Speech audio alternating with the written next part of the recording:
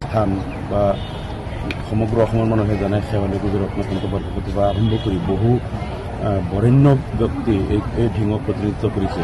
গতিকে আৰু নগাঁও চহৰৰ পশ্চিম নগাঁও জিলাৰ পশ্চিম অংশৰ কাৰণে আমি দাবী কৰিছিলোঁ যে ঢিংখন তেতিয়াতো সমজিলা বুলি কোৱা হোৱা নাছিল, মহকুমা বুলি কৈছিল, যে ঢিং মহকুমাখন হ'ব লাগে অন্ততঃ নগাঁও জিলাৰ পশ্চিম অংশৰ কাৰণে।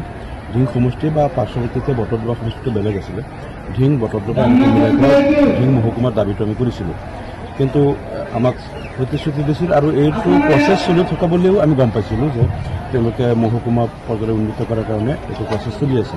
আমি আশা কৰিছিলোঁ যেতিয়া লিষ্টটো ওলাব তেতিয়া ঢিং মহকুমা পাম। তাৰপিছত চৰকাৰে ইতিমধ্যে মহকুমাৰ নামটো সমজিলা বুলি ডিক্লেয়াৰ কৰিছে আৰু যিটো লিষ্ট ওলাইছে আমি দেখিছোঁ নগাঁৱত ৰহাক দিয়া হ'ল, কলিয়াবৰক দিয়া হ'ল। ৰহাক দিয়াটো ঠিক আছে, ভাল পাইছোঁ আমি। দক্ষিণ নগাঁৱৰ যিখিনি অলপ নগাঁও চহৰৰ পৰা দূৰত আছে তেওঁলোকে তাত এটা সমজিলা পালে। কলিয়াবৰ সেইটো ঠিক আছে, আমি সমৰ্থন কৰিছোঁ যে একদম ব্ৰহ্মপুত্ৰৰ ওচৰ তাত কলিয়াবৰ সমষ্টি বা চামগুৰিৰ যিখিনি কলিয়াবৰ চাব ডিভিজন আগতে আছিল সেইটো সমজিলা সেইটো পোৱাটো আমি সমৰ্থন কৰিছোঁ।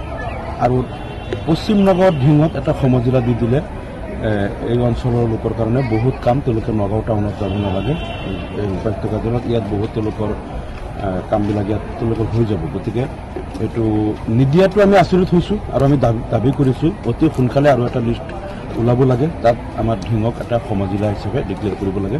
আমি এইটো দাবী কৰিছোঁ আৰু মই নিজেও এইটো অসম চৰকাৰৰ লগত মই যোগাযোগ কৰিম।